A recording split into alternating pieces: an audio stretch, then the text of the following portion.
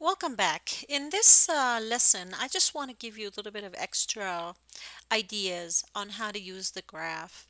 And one of the things we have done when we set up this graph in the world, that we told it to clear the line graph right when we click the setup button. There's another way to do this. We can actually go and create another button that we call clear graph, and that would be another widget. So if I say edit widget and I look for and I click on new widget, we can choose a push button. A push button is like the setup button, and I'm going to call it clear. Oop, clear graph. And that's a push button, which means you push it once, it does what you want it to do. Where did this button go? It's right here, so I want to move it. So like you see, there's a setup button. We can also have a clear graph button. This is good. Exit the edit widget mode and then go back down, and now we get a code. We got to put a code behind that clear graph button. So in the interface drawer, we have this when something is pushed. So now if you take this out, you notice that we have two options. We have the add copper strip, we have the add silver nitrate, clear graph, and setup. So clear graph is what we're choosing, but now you know that all these other buttons were push buttons. You push them once and they run once. What do I want to put in the clear graph? I actually want this one, this line graph. So I want to take this out. The way to do it is it's going to be covered. Let me just move it a little bit further out and then take this back in here. And the clear graph block will go inside the clear graph setup button. So here we are. So now we're clearing the graph separately. Why do I want to do that? Well, there's a reason. One of the things is sometimes you like to compare graphs to each other. We changed the code, so we're going to click Run Code. And now when we hit Setup and add copper, add silver nitrate, and run, you will see a graph forming.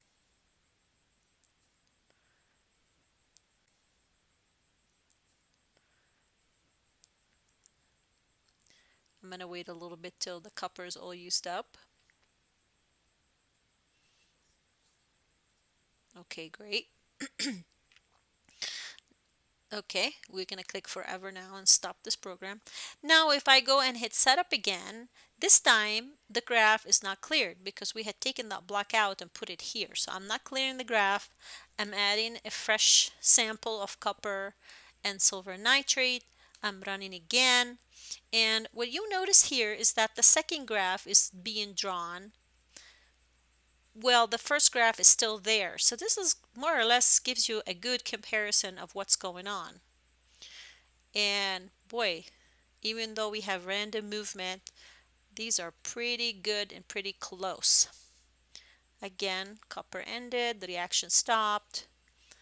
One more time, setup, add copper, add silver, and run.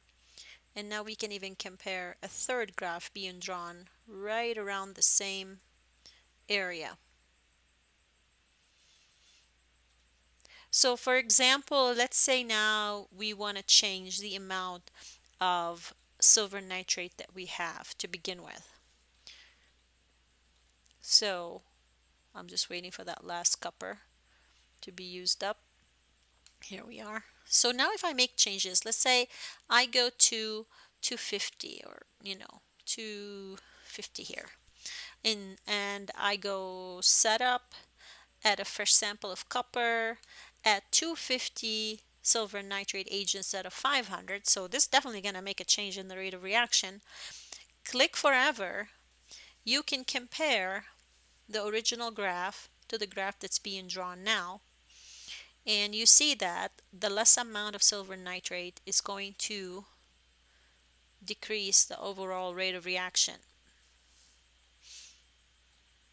And so this is useful sometimes not to clear the graph. It's pretty useful.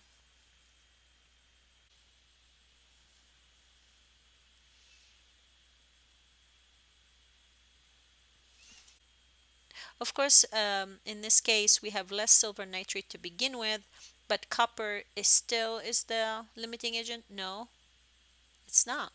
It's actually the silver nitrate is the limiting agent.